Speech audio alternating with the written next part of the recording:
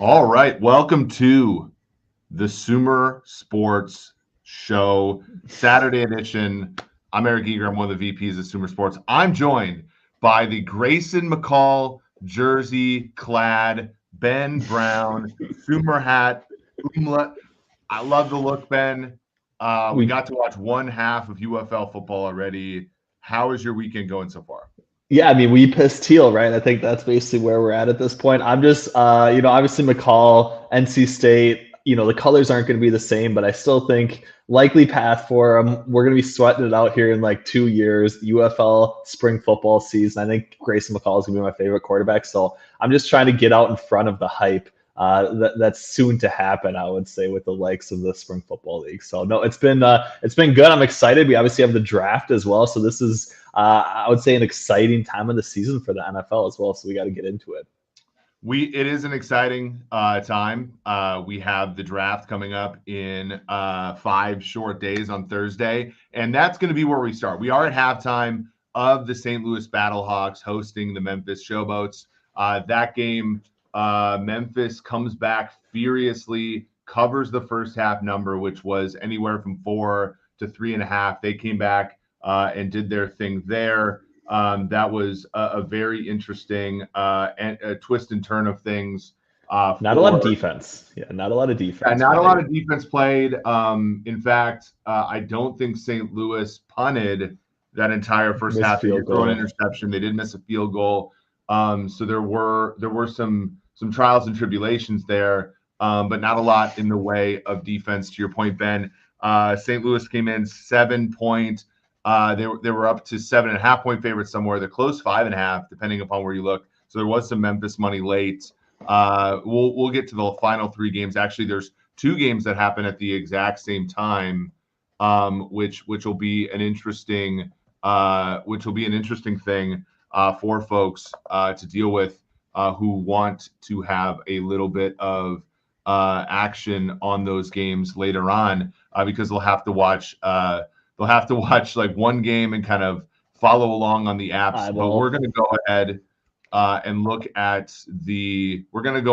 at the markets as they stand, Ben, at the NFL draft. So let me go ahead and pull that up here on your screen. We're starting to get some people coming in here.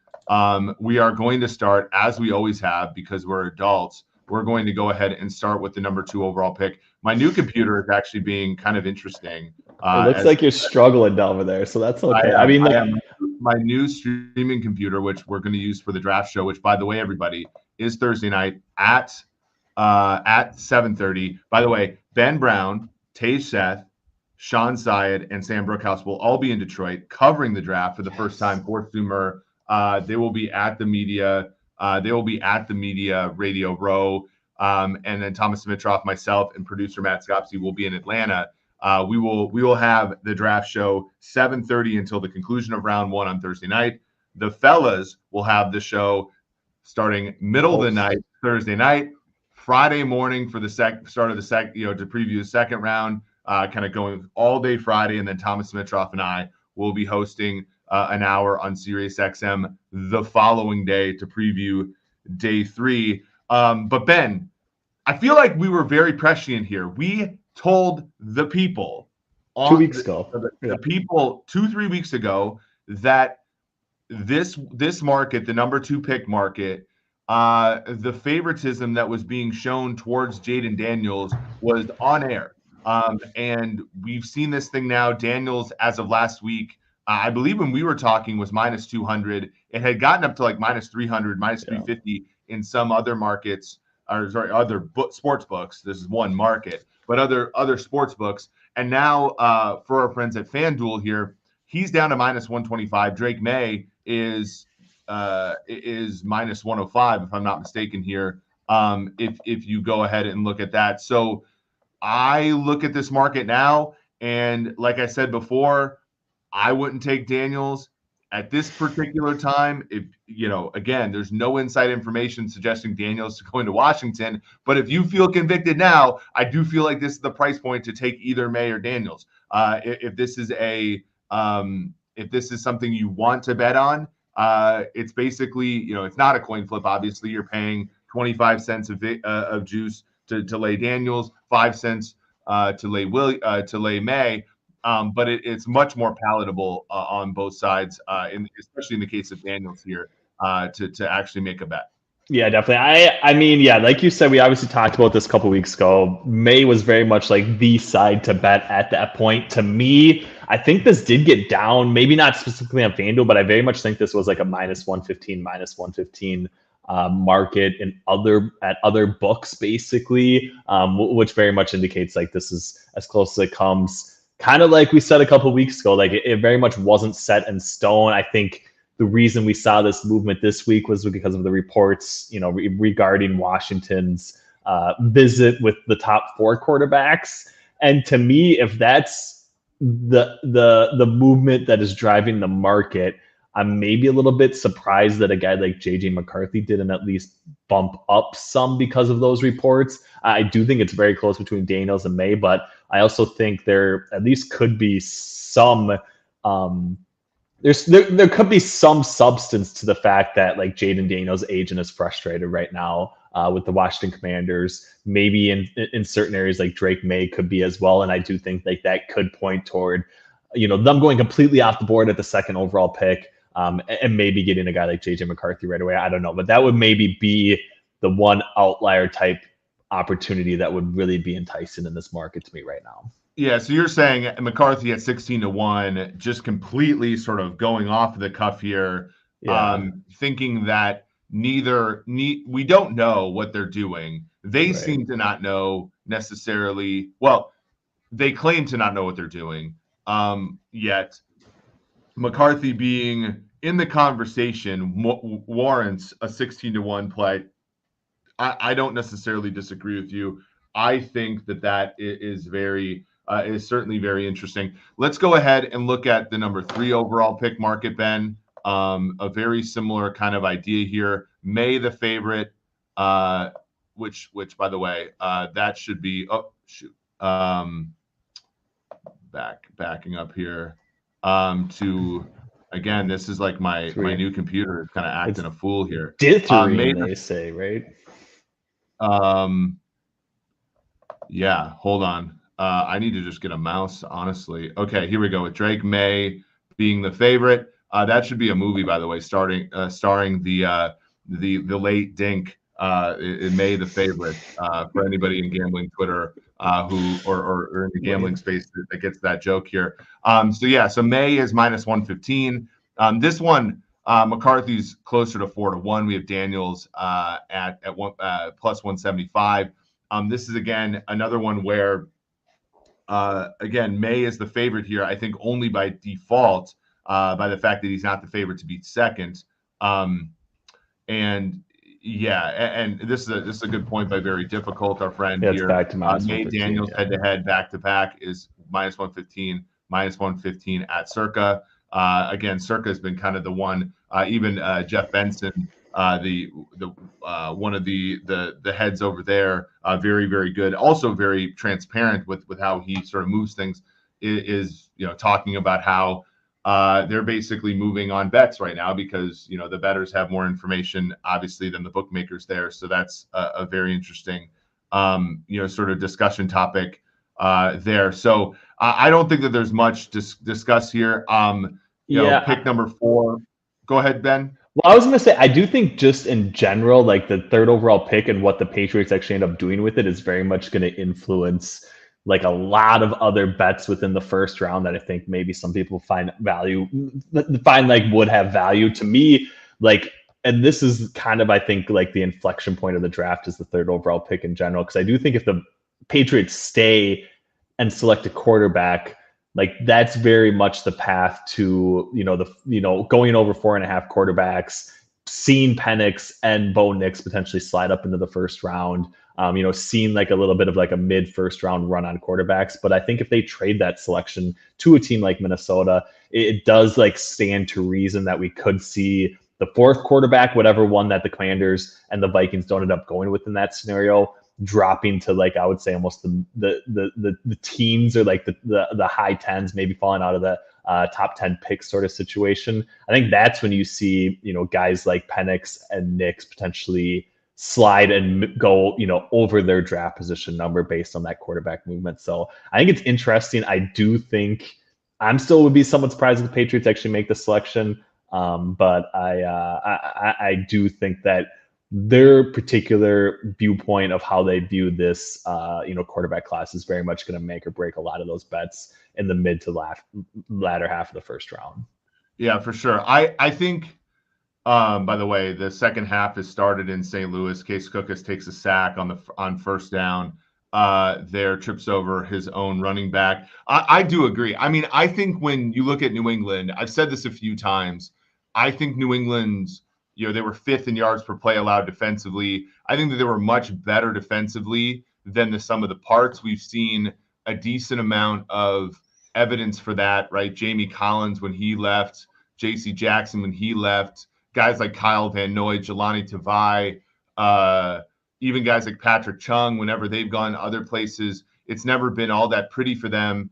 Josh Uche, when he got a chance to be a free agent, a player who's been very productive at the NFL level, I think that he didn't get much in the way of a contract offer from an NFL team this year.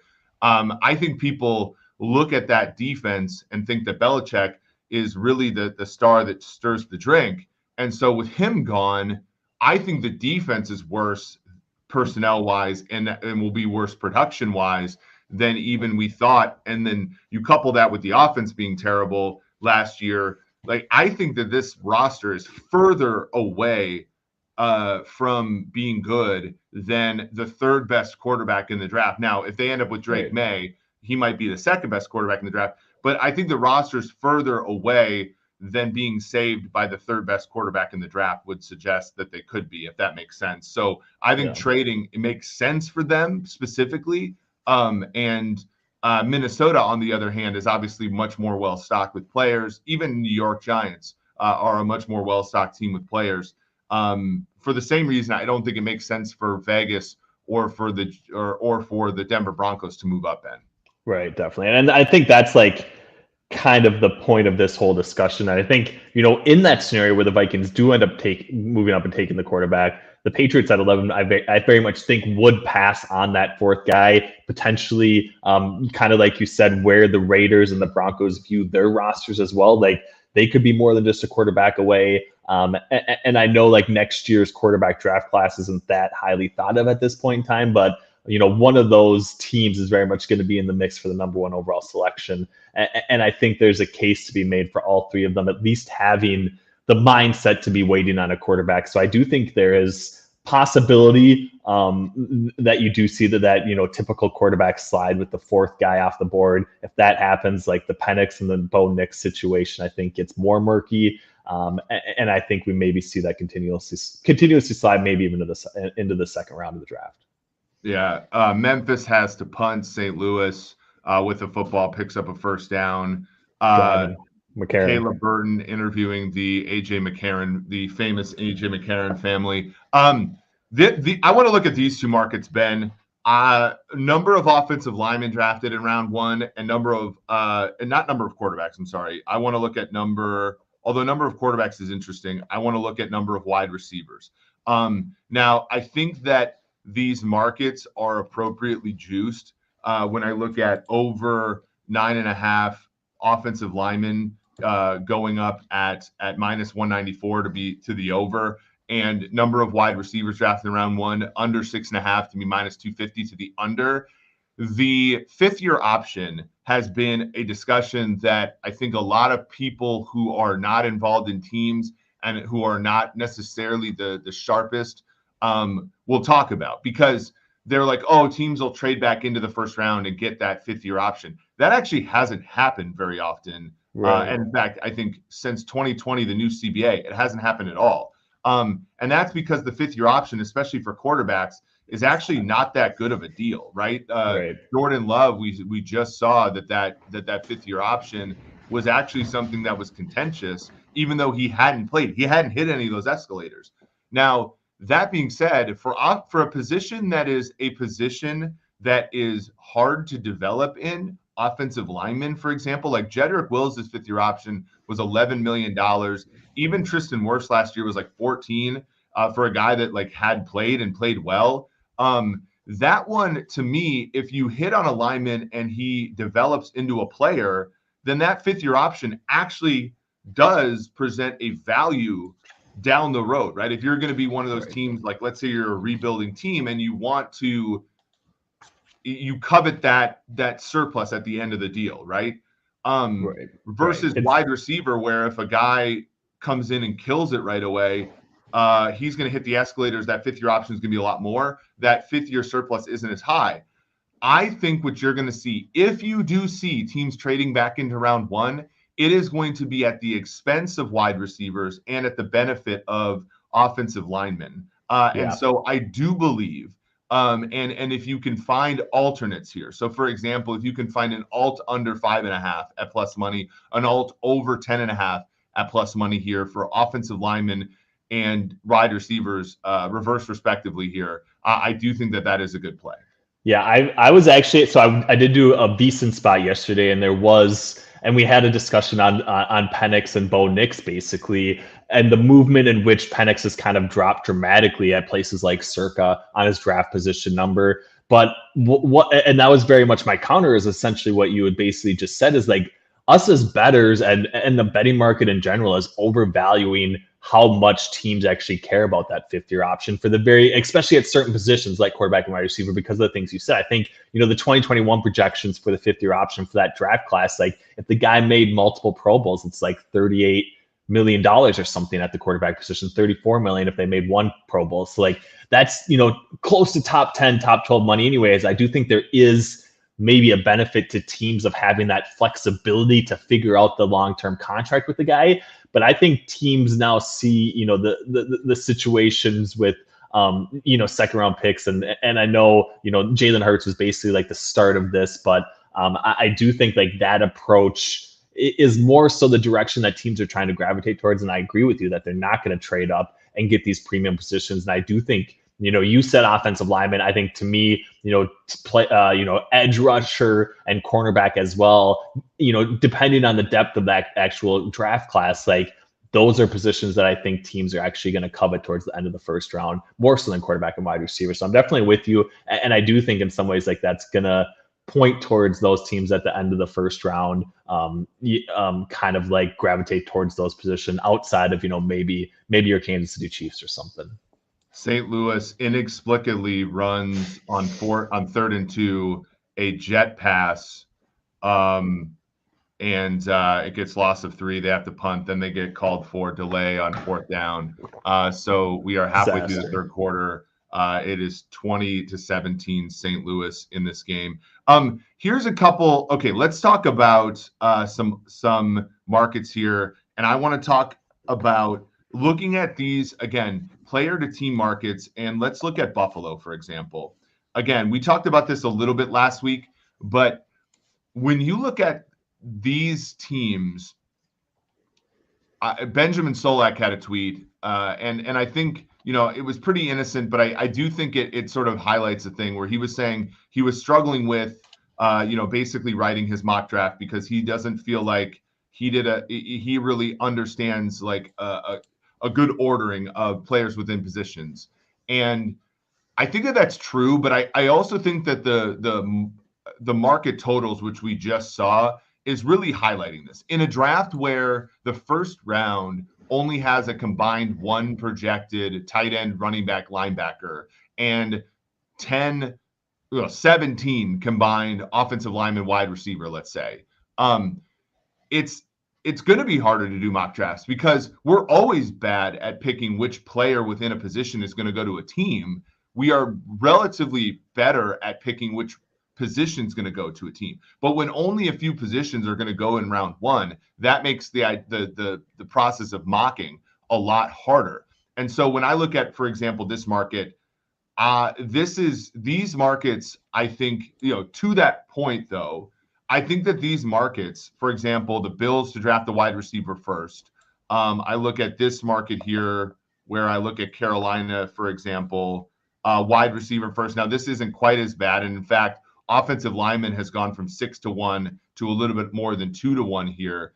I do think that these markets, the only place that you can go, and we talked about this last week, the only place that you can go, I think, for some of these is towards a well-chosen underdog in these. And you kind of want to look, I think, a few, sort of years ahead at premium positions. So, for example, for the Bengals, offensive lineman certainly is a position where they need, but like cornerback could be another one Right. where they haven't really invested at that position in the draft or free agency in forever. Tight end could be another one example if Brock Bowers falls to them or something. Like when you look at position to team markets, I do think that this is a place where you can scoop up some value because the player to team ones. I think there's enough uncertainty and enough vig here where you're going to get caught.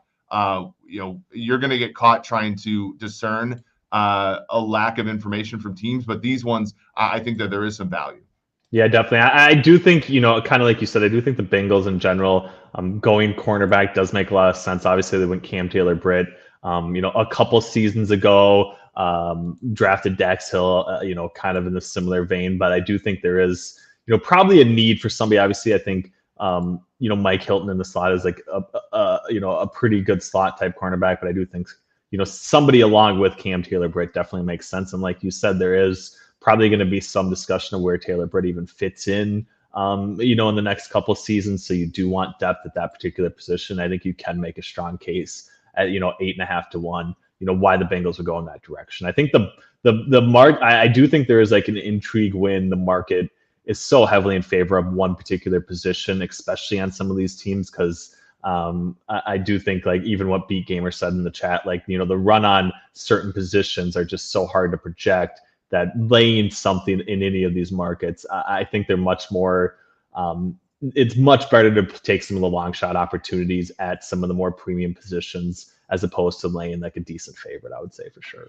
Yeah, like for example, Green Bay here, offensive line does appear to be the position that everybody's talking about, and it does make a lot of sense because the average team is going to take an offensive lineman. Right. If the plurality of teams are going to take offensive linemen in this draft in the first round, but it makes sense for Green Bay, but Green Bay's never been a team that's taken, positions of need. Look at wide receiver. Same thing with Detroit. Detroit cornerback makes a lot of sense, but their center's starting to get a little bit older, and they're kind of right in that position where they could take one of the good centers in the draft and so forth. So that's another possibility there. So yeah, I think that these are the markets where you really want to look, and I think when you look at some of these, particular ones, this is another one that's interesting that just has popped up here. Second offensive lineman taken. This is one where Joe Alt at plus 430 to me feels like a solid play. If you don't actually think that Joe Alt is the first lineman, taking him to be the second lineman seems like a solid one. Ben, what do you think about that one? Yeah, I actually don't mind it. To me, I think I'm probably a little higher, and I think there's like a pretty clear separation between Joe Alt and the rest of the tackle position. So I that would maybe be my one concern, but kind of like you said, like if he's not first off the board, he's very much going to be second. And the fact that he's, the fifth most likely because of that reason, in some ways, if you have doubts about him being the first one off the board because the team goes in a different direction, like I don't mind that sort of play as a little bit of a diversification on Joe Alt, landing in like landing as the second overall offense tackle off the board. Case Cookus takes a strip sack on third down, looks injured. He's been taking a lot of hits this spring football season and last spring football season. In fact, he took obviously a broken leg in the last USFL, second to last USFL season. Our guy Case Cookus very much taking a beating. So obviously this is going to be our last podcast before the draft. I think when as I'm sort of looking at kind of the places where I think there's value. One place I do want to travel to is the former Super Bowl champion Kansas City Chiefs. This one has gone down from 16 to 1 of late.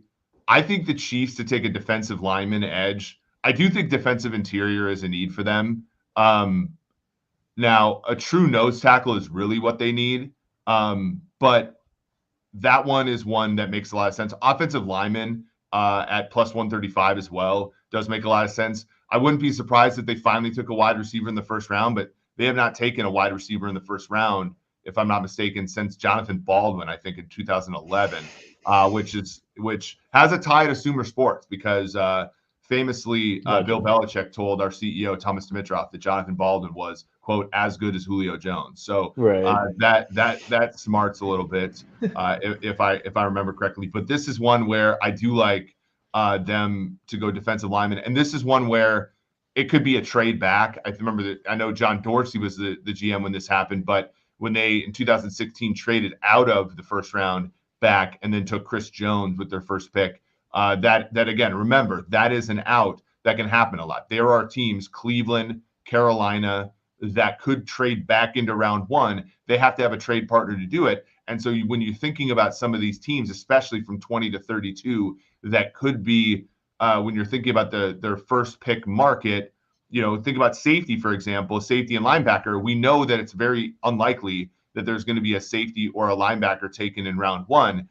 But if a team trades out of round one, this could very well be their first, the position of their first pick, even as such, right? And the similar idea with Minnesota in 2022 when Kwesi moved all the way back to 32 and took Lewis Cine.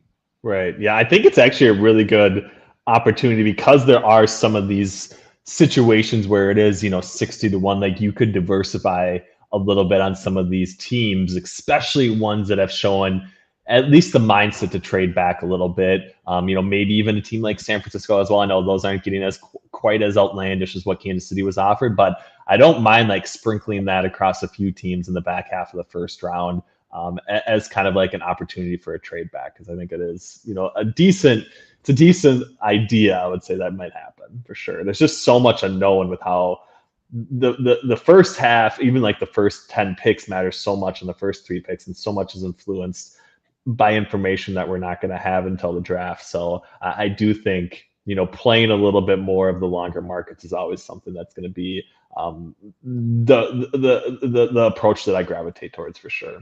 Yeah, as our friend Difficult said, it's been somewhat of a disaster for the boats.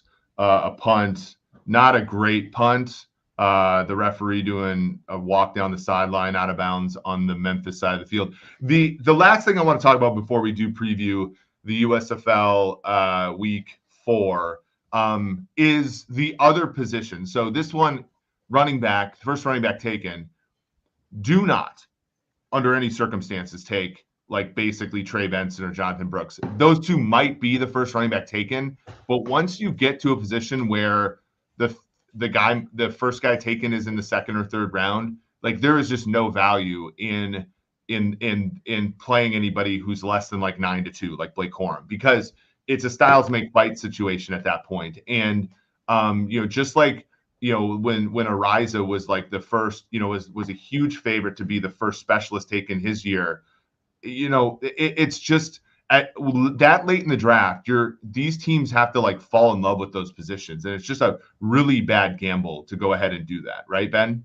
Right, very much so, and I do agree with you. Like, there's just so many reasons why a team can go in a slightly different direction based on just what we're hearing from a public sentiment standpoint on some of these deeper positions. I do think second tight end is maybe one that makes a little bit more sense to me to go to the favorite. I think if you're looking just at straight draft position numbers right now, like Ben Sennett is like, I would say, somewhat dramatically flipped on Jatavian Sanders for who's going to be selected for, or whose draft position is better on Circa, basically. And I do think that, both from a mock draft standpoint, like we've seen Ben Sennett's EDP move much lower than what Jatavian Sanders has been. I think some of the more popular mock drafts are kind of having him ahead. So I actually don't mind, getting plus 125 on Ben Sennett. That is one that I think should maybe be closer to a minus price for that second tight end. But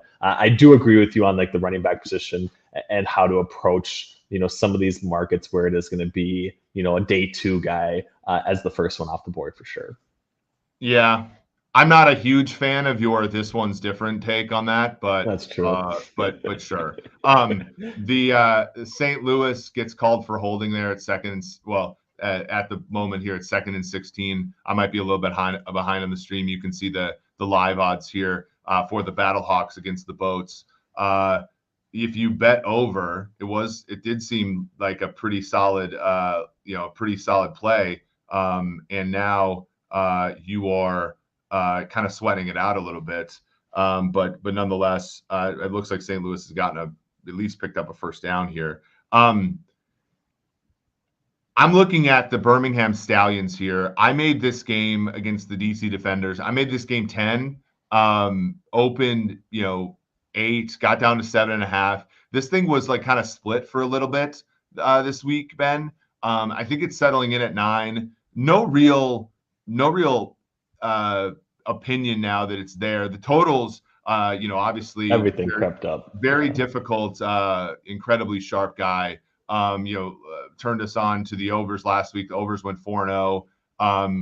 That was quite sharp, and really none of the overs had any real sweat to them. Right. Right.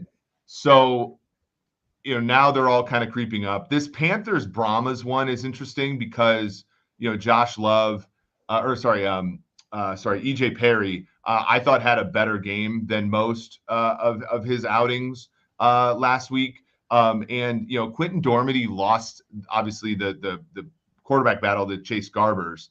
But I thought like last year he showed a little bit more explosiveness. Most of the passes that Garbers was throwing were kind of like within a few yards of the line of scrimmage, and I didn't think that there was much oomph to that offense. I think Dormady might add something there. I think that over is probably a good play. It looks like a low block is going to be called on St. Louis on a pretty solid screenplay there. That's not great.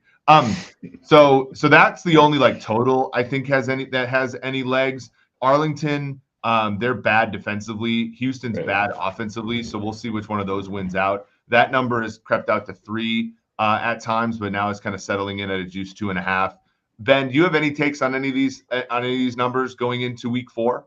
No, I mean, kind of like you said, like the totals, after going 4-0 have jumped up dramatically. To me, kind of like what you said, it's tough to lay anything at 46.5 just based on, where Houston's offense has actually lived the first 3 weeks of the season. I do agree with you that Birmingham is probably like the only side. Maybe there's something more so on like the first half spread as opposed to the full game number. But that is kind of it. I don't know. It's going to be light. I think you got to, I would say, strap into the double header tonight and get some, live plays in, because I think you got to see kind of like what you said a couple weeks ago, kind of how these opening play scripts transpire. And if we do get some stops early, there could be an opportunity under in some of those areas. So. Yeah, it does seem like the books are live trading these games a lot more aggressively. And what I mean is they, like, for example, it looks like there could have been an interception at the line of scrimmage here. Oh boy. AJ? It looks incomplete actually. But like it looks like the books are live trading these games a lot more. So for example, St. Louis was 7, St. Louis was at times pretty big favorites going into this game pre-flop, and Memphis looks a lot better than the sort of the pregame expectations were, and they're adjusting quite a bit off of it, which has been, I think, interesting. Similar things have happened, other weeks this season. So that's something to sort of keep your eye on, and can be a if you're watching the game and sort of like have a decent idea as far as whether something's real or not. So for example, last week Memphis was playing Birmingham on the Saturday night game, and their first touchdown, they kind of hung around in the first half because of a turnover. That wasn't necessarily real. And so you got decent numbers on Birmingham live and in the second half. Like you could probably do that more likely in this league than other leagues, I would say. Obviously, because there's just a lack of data. Big pickup by Hakeem Butler, Eagles legend, Iowa State legend. Iowa State legend for sure. I remember his he was supposed to break the mold, at least as far as a freak of nature at the wide receiver position, but just like couldn't run basically. I mean, I'm so happy that he's having success in the UFL though. He's like the perfect situation for what makes the UFL great, to be honest with you. Is like all the prior takes with him at Iowa State, thankfully, are finally coming to fruition in the UFL. Yeah. So our guy Bruce Gradkowski, I think. Look, I'm not gonna speak for him, but I think Bruce is probably having to do quite a bit of extra work here with AJ McCarron. Although AJ scoots out to the left here, picks up a decent amount of yardage. It looks like we're probably gonna have to get to the end of the third quarter here, where the Battlehawks lead by 3 and driving. But Bruce Gradkowski is now pictured. I think he's doing a good job. I think McCarron is quite a bit limited, as are most quarterbacks in this league. And this offense has really done a pretty solid job of moving the football, I would say. So I'm pretty proud of one of our fellow PFF alumni, Bruce here. So making it big in the world. Making it big in the world, right? Yeah. So I guess look, let's feed the people here. If I had to, I would say I would still I made Stallions -10, so I guess at -9 plus 100 that has value, but very little because the points in the UFL are not worth it. Well, in most football, 10 is worth something, but in a league where extra points are not standard and we don't have a ton of data, I'm not exactly sure yet what that's worth. So again, there's probably a little bit of value there, but not a ton. There is. I make Brahmas. I make Brahmas here -3 in this game, so there is a lot of value. But I've made my delta between market and me on Brahmas has been huge the whole year, and the Brahmas have only covered one of the 3 games that they played. So take that with a grain of salt, but I do think that Brahma's an over for the second straight week. Last week we split. This week, hopefully we can go 2 for 2. And then I do make Arlington, who is 0-3, but much better 0-3 than Houston is.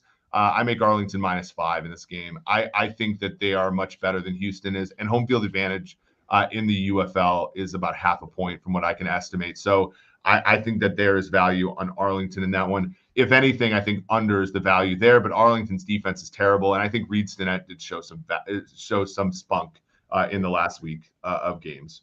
You fed the people. I mean, that was a very good synopsis, basically. That's giving. Usually you would do that on a Sunday, but thank you for delivering on a Saturday, Eric. I definitely appreciate it. Matt asked a good question. I don't follow the UFL. Is there any coach or team breaking the mold or innovating? Or is it more of the same? It's mostly the same. I mean, I think AJ Smith, Brahmas, does an okay job, but it's not. I think from his perspective, even then, I think that there is still a decent amount of.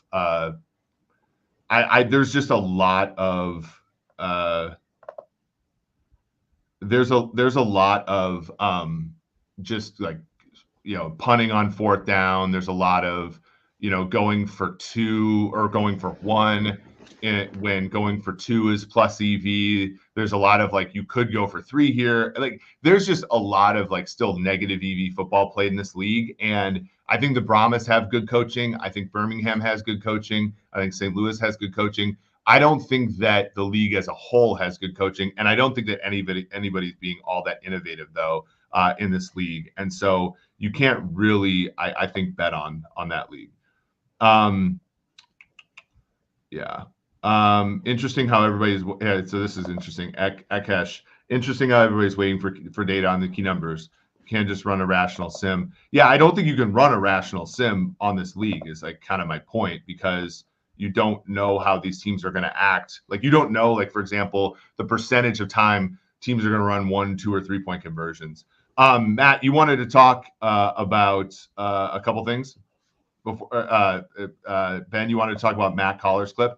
Yeah, I had to give shout out to our Vikings Twitter legend Matt Collar, basically finding the clip of like it wasn't Monday, Thursday. I don't know what it was exactly, but Kevin O'Connell was preaching at a church in Minnesota and got asked a question basically by somebody in the Vikings Twitter, someone in the Vikings Twitter street, and actually gave a reasonable answer. Would you put any stock into him providing more information because he was in the Lord's house than what he would normally do at an Oh my NFL gosh, media that's contract? a good point. Like, because you're not allowed to lie in church, so I do feel like there's maybe like overcompensation of value on this particular clip with what the Vikings might do and if they are moving up or not, I guess. But did you take anything away from that clip? Here's my question. Are you more likely to lie because so this is like a prisoner's dilemma type of thing ish? Are you more likely to lie because you're in church and you think that people are more likely to believe you can't lie? Yeah. That's the question. I do think I would not have taken it to that level. I think I think it is actually organic because I'm assuming that Kevin O'Connell had no idea that it was actually being recorded, and I think it was just kind That's of like the thing though. Like this is like I think Kevin O'Connell and Kwesi Adolfo-Mensah are quite good. I grew up watching Vikings games or rooting for the Vikings, and Denny Green. I've said, Dennis Green, Red McCombs. Like I gave a lecture at the Red McCombs, building in Texas just a month ago. This is the first time I've been optimistic about Vikings brass since like the early days of Brad Childress early days of Brad Childress. The early days of Brad Childress. Look at AJ McCarron throwing a touchdown here. There we go. Good job, Bruce. But if he didn't know that it was like his quarterback's dad got caught saying something kind of funky at a church a couple years ago, right? That's true. If Kevin O'Connell didn't know he was going to be recorded in a church, I got some issues with my guy, right? It's true. It's true. So I don't know. I thought it was an amazing find by Matt Collar. I also thought it was an amazing question, amazing answer. So it's just by the way, Matt's a good friend of both of ours. Matt's not a church going guy, right? So the fact that he was able to find it, very, very good by him. The fact that the fact that I was trying to Ben, the first time in my life I multitasked and messed up. I was like reading it and I called you Matt on accident. That's okay. It happens. It's maybe the first time. I don't know if your wife would agree with that being the first time it's messed up or not, but I do think it's pretty close to my first experience with it for sure. So I definitely appreciate it. Yeah, so we're gonna head out here.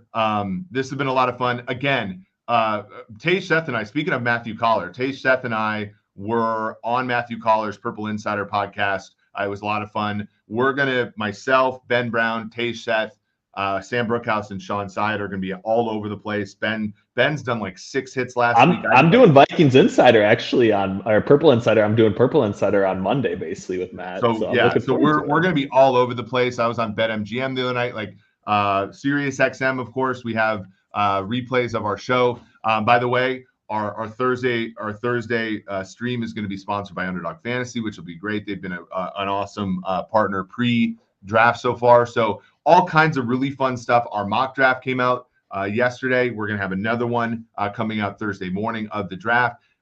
This is my favorite time of year. It's my favorite sort of like event. I'm so excited for you guys to get to go to Detroit. Hopefully all of you that are here watching the stream with us will join us on Thursday.